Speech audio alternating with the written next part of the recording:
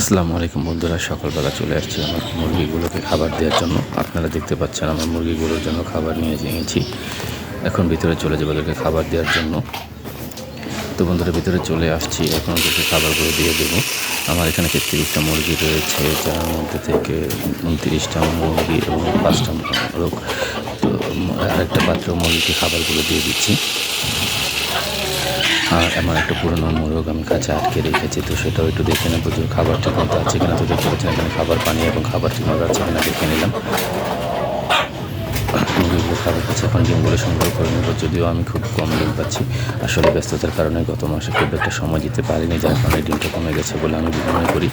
তো আজকে মাত্র 6টা ডিম পেলাম। তো ডিমগুলো সংগ্রহ করে নিয়ে যাবো, কারণ আমি ডিম ফোটানোর চিন্তা ভাবনা করতেছি। তো ডিমটা একটু বাড়লে আমি ডিমগুলো ফুটিয়ে নেবো। আর মুরগির যে পানির পাত্রটা রয়েছে সেটা একটু ময়লা হয়ে গেছে, তো এটা একটু পরিষ্কার করে নেব। মুরগিগুলো অনেক ছোটাছুটি করতেছিল, দৌড়াদৌড়ি করতেছিল, খাবারও ফালাচ্ছিল। তো আপনারা এই যে দেখতে পাচ্ছেন মুরগির পাত্রটা পরিষ্কার করে নিয়ে আসছি এবং পানি দিয়ে দিলাম ওদেরকে। তো বাকি সবগুলো মুরগি দেখে নিচ্ছি, এখান থেকে চলে যাব।